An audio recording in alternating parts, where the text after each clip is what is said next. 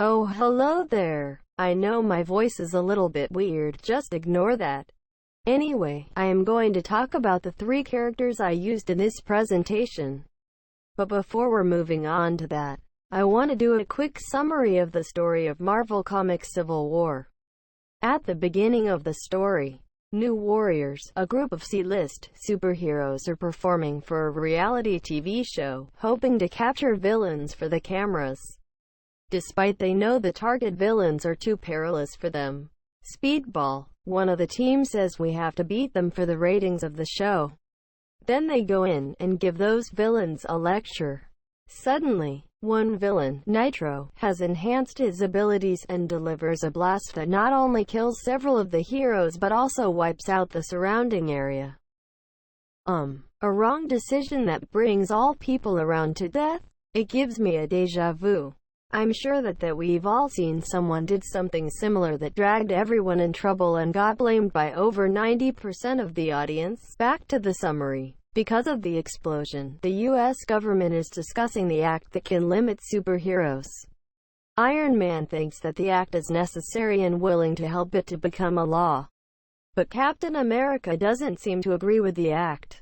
S.H.I.E.L.D's head commander ordered Captain America to lead a force to apprehend superheroes that didn't register by the act. But Cap refuses. He was like, "No!" Because of that, Cap got attacked by the S.H.I.E.L.D. and escaped from them. Later on, he forms the Secret Avengers to face against the government and the pro-registration heroes led by Iron Man. As the summary is ended, I want to talk about the three characters that I picked. They are Iron Man, Captain America, and Spider-Man. In the first place, I want to talk about Captain America. Captain is the superdelegates on the anti-registration side. In the story, he is liberalism, or maybe radicalism. He thinks the Superhuman Registration Act will severely violate civil liberties of all superheroes. And there is a potential risk that supervillain might be able to obtain private information of registered superheroes. Furthermore, when politicians could control the heroes, they could decide who the villains were. So, that is why I think Cap disagree with the act.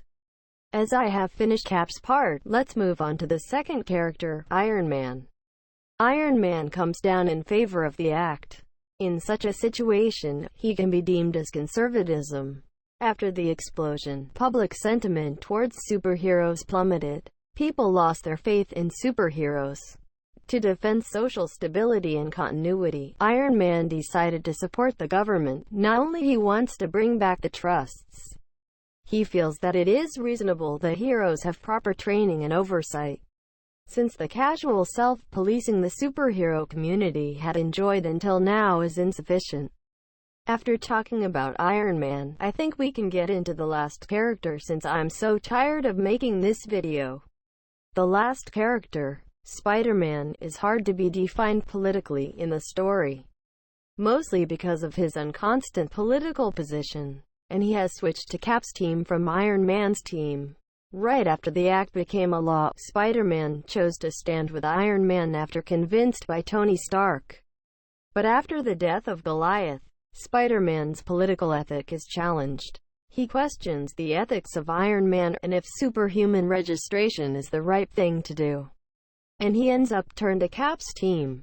Remember the famous quote, "With great power comes great responsibility."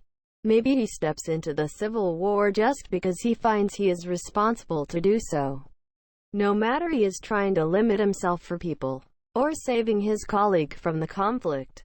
That's all I want to talk in this project. It's almost 3 a.m. when I was making this video and I feel like I am dying. Anyway, thank you all for your attentions. Bye.